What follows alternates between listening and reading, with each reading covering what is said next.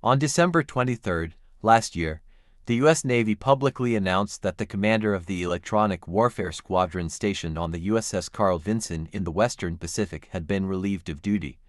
This squadron commander, William Kurt, was responsible for the 136th Electronic Warfare Squadron under the Carl Vinson Carrier Strike Group and held the rank of lieutenant colonel. Now, don't underestimate the rank of lieutenant colonel. It's different from China's lieutenant colonel rank.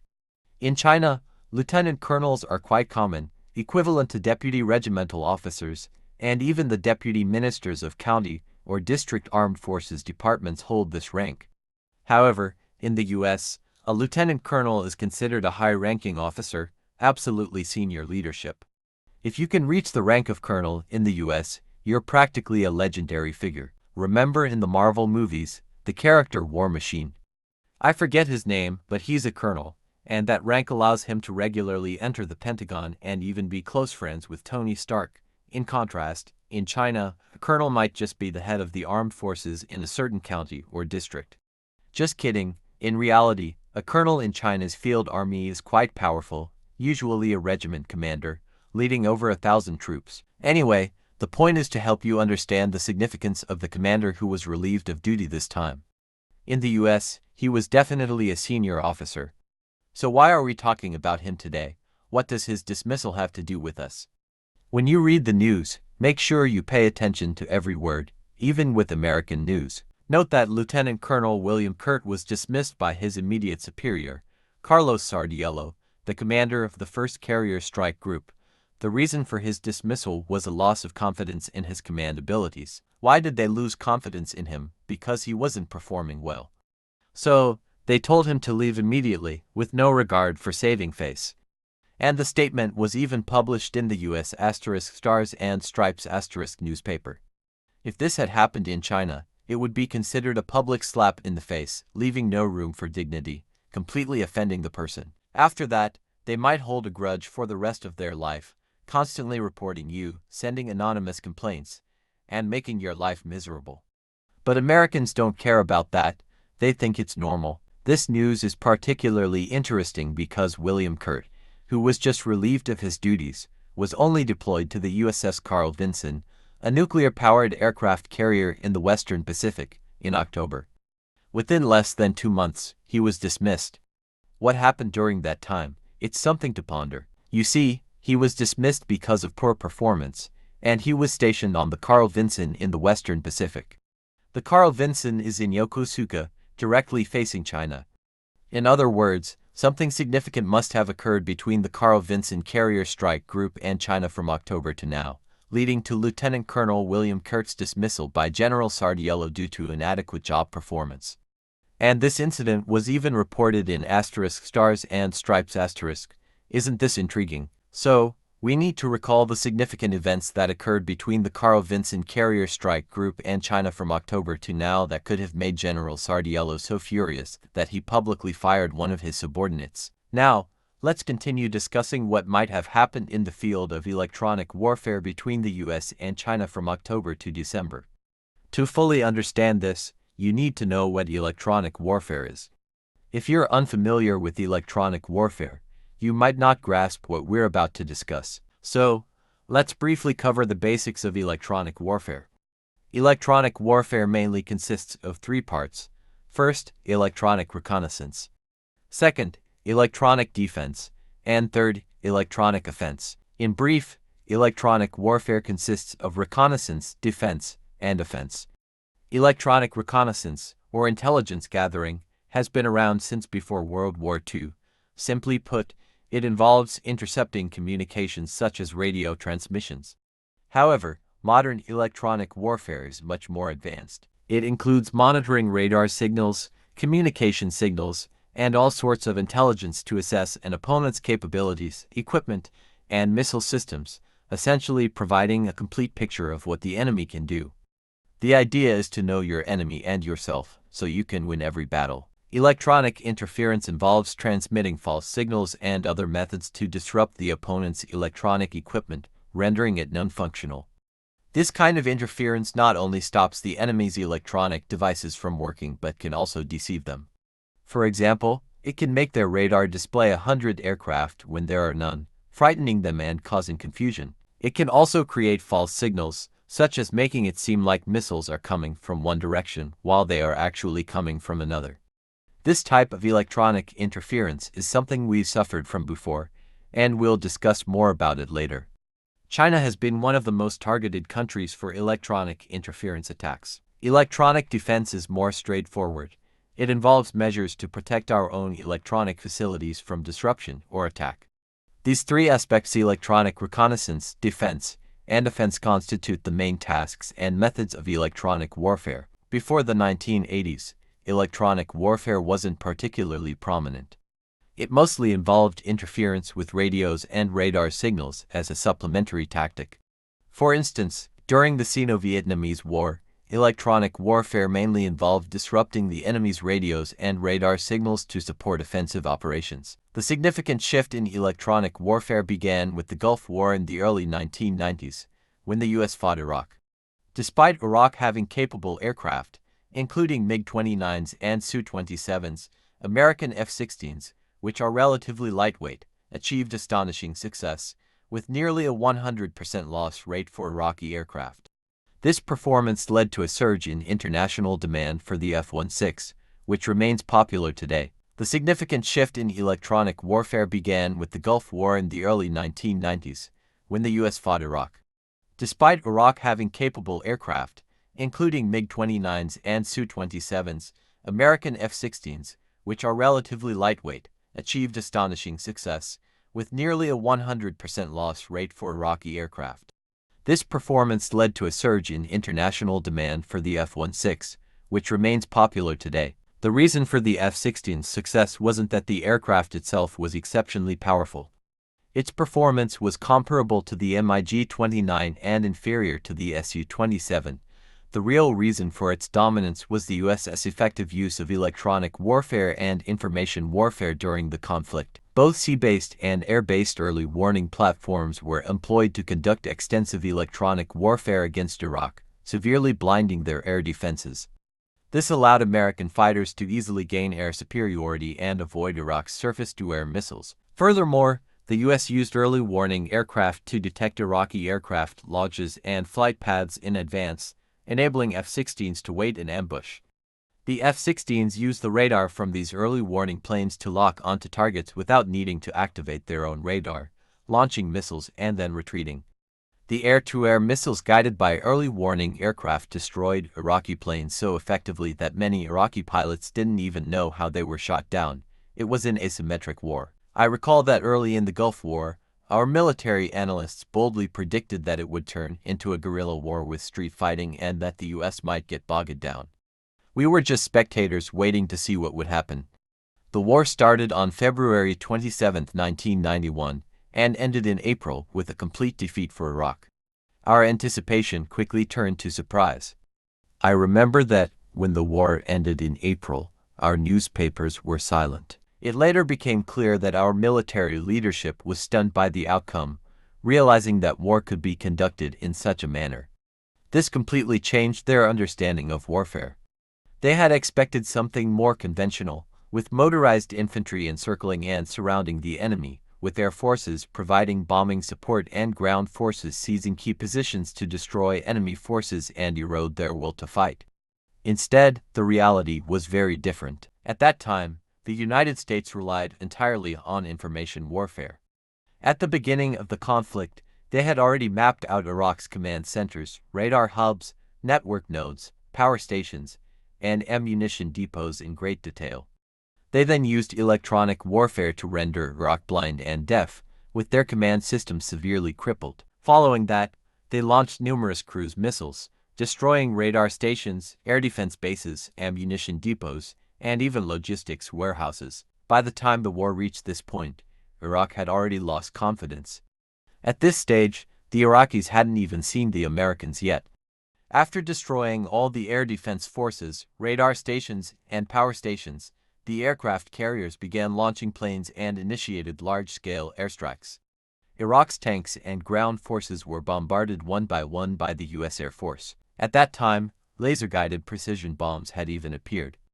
From tens of thousands of meters in the sky, American F-16s could drop just one or two precision-guided bombs to accurately destroy ground armor and forces hidden in bunkers. This was completely different from the carpet bombing we usually think of. In carpet bombing, bombers would have to drop dozens of tons of bombs to kill one or two people, while those hiding in air raid shelters might remain unharmed. Moreover, bombers are slow and large, making them easy targets for missiles. However, the US could use lightweight, multi-role F-16s to drop one or two precision-guided bombs from high altitudes, accurately targeting the ventilation holes of air raid shelters and killing everyone inside. This was terrifying. After this round of airstrikes, Iraq collapsed. They couldn't even see the enemy, and their effective forces were almost completely wiped out. How could they not surrender? Therefore, the war lasted barely over 2 months. The so-called strongest country in the Middle East, Iraq, was defeated just like that.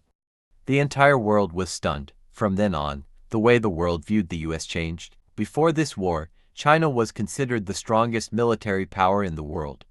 In the 1970s, the US had fought in Vietnam for over a decade without a decisive victory.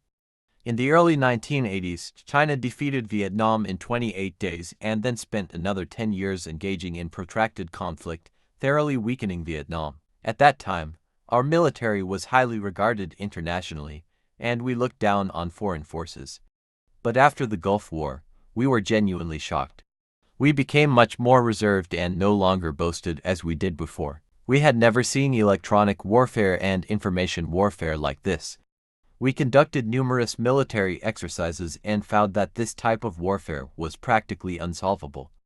Our second-generation strategists, who were originally focused on preparing for the Taiwan Strait, had to spend additional years adjusting their strategies because of this war. Since then, you could see that the People's Liberation Army daily frequently mentioned informationization and digitization.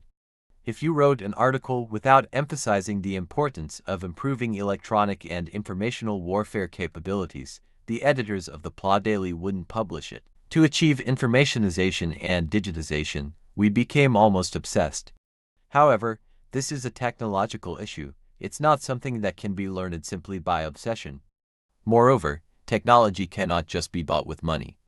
During this urgent time, the US took every opportunity to hit us hard and slap us in the face. For example, in 1994, there was the confrontation incident in the Yellow Sea between China and the US. At that time, one of our nuclear submarines had just completed its training and was preparing to return home. However, a small American aircraft carrier started to follow it. You might wonder how such a small carrier could detect our nuclear submarine underwater. It's actually a bit embarrassing. Our nuclear submarine at the time had no real combat capability. It had an underwater noise level of 160 decibels. Do you know what 160 decibels means? Remember those firecrackers you used to set off when you were a kid, especially the really loud ones? They're labeled as 160 decibels for safety reasons because they can cause serious injury if exploded in your hand. Imagine that noise underwater. It's deafening. I don't know how the submariners managed to endure it. It must have driven them crazy. I even know a former submariner from that time, now retired and in his 50s, who still has trouble hearing because his ears were damaged by the constant noise. So, after the small American carrier detected our submarine, the Americans, feeling quite proud after their Gulf War victory, began simulating an attack on our nuclear submarine. Our submarine had no choice but to make a hasty retreat. If a submarine is detected, it's essentially a death sentence. It had to speed up and head back. But the Americans were bold and followed us all the way into our territorial waters, coming as close as 400 kilometers to our coast. Do you know what 400 kilometers means for an aircraft carrier? The attack range of such small carriers is about 600 kilometers, so they could launch an attack at any time. All targets within 200 kilometers of our coastline were exposed to their attack range. This action showed complete disregard for China. Our high command had to act, so they dispatched aircraft to drive the carrier away. However, before our planes could even take off, our radar screens were suddenly filled with more than 200 aircraft approaching our coastal cities. Our commanders were stunned and thought the war had begun. They ordered all our air force to take off and prepare for battle. Our J-7 South, along with a few J-8 South and even J-6 South, took off and circled the skies, but found nothing. It was only then that we realized this was an electronic warfare tactic. It was just a single American EA-6B electronic reconnaissance plane that had exposed all our coastal air defense points and hangars. It was a major humiliation for us. Since then, we lost confidence. How could we fight like this when our radar systems were being deceived so easily? The Americans had effectively neutralized our entire coastal air force with just one electronic warfare plane. The incident in 1994 was a great disgrace for our military. We had never experienced such a blow. From the Korean War to the Vietnam War, we were always the ones in control. But this time, we were caught off guard and humiliated. 2 years later, during the 1996 Taiwan Strait crisis, we were again defeated by electronic and information warfare. Our second-generation military leaders, trying to fulfill their final wish of unifying the country, had to load 155mm howitzers onto cargo ships, a famous instance of guns on ships, to fight. But the Americans shut down GPS, leaving us lost at sea. Using a compass for navigation at night without guidance for missiles was ineffective, and we could only launch a few missiles before retreating. We were deeply embarrassed by these repeated humiliations over the years. It was like our determination to develop nuclear weapons. We vowed to make our radar and electronic warfare capabilities the best in the world. That's why, 20 years later, our radar is among the most powerful in the world. Our active phased array radar is unmatched globally. Similarly, our electronic warfare capabilities are now the best worldwide. We've dedicated our efforts to this area, investing heavily and committing national resources to rectify past mistakes. There's an incident worth mentioning: the 2001 Hainan Island collision incident. Our hero, Wang Wei, sacrificed his life to shoot down an American EP-3 reconnaissance plane. The front of the EP-3 was destroyed in the collision, rendering it unable to return. The only option was to land on Chinese territory. At the time, the EP-3's commander had never encountered such fearless Air Force tactics. Who would use a fighter jet to ram an electronic reconnaissance plane?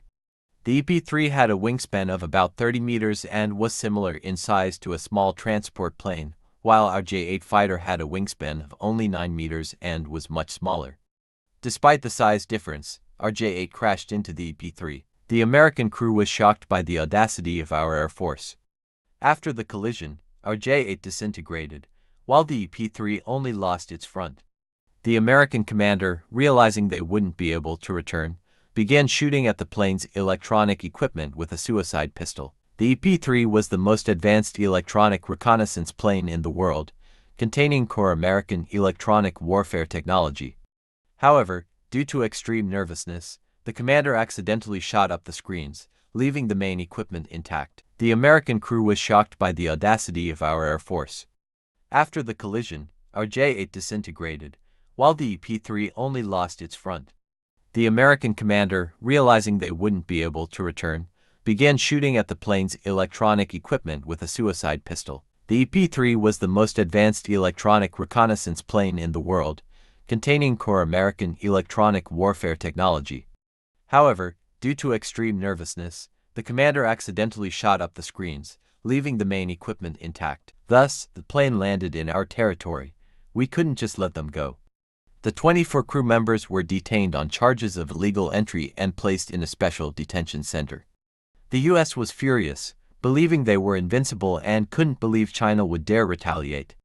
They demanded the release of their personnel and that the plane not be touched, stating that there were only 12 EP-3 South in the world, and we were not even allowed to look at them. Our negotiators did not yield to their demands. We set two conditions: they could have their personnel back, and they could also have their plane, but they had to apologize and pay compensation. The Americans were shocked by the demand for compensation.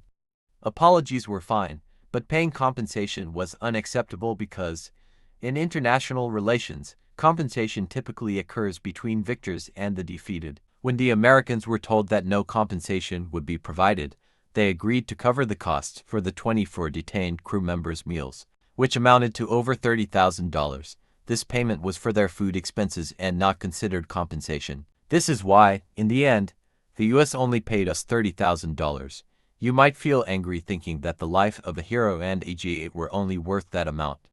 This isn't a sign of weakness, it's part of a strategic approach known as hidden maneuvering from the 36 stratagems. If you want to know how we made the US suffer a major defeat, how we acquired electronic and information warfare technologies, and how we surpassed the US, stay tuned for the next episode. Please follow me to find the next part.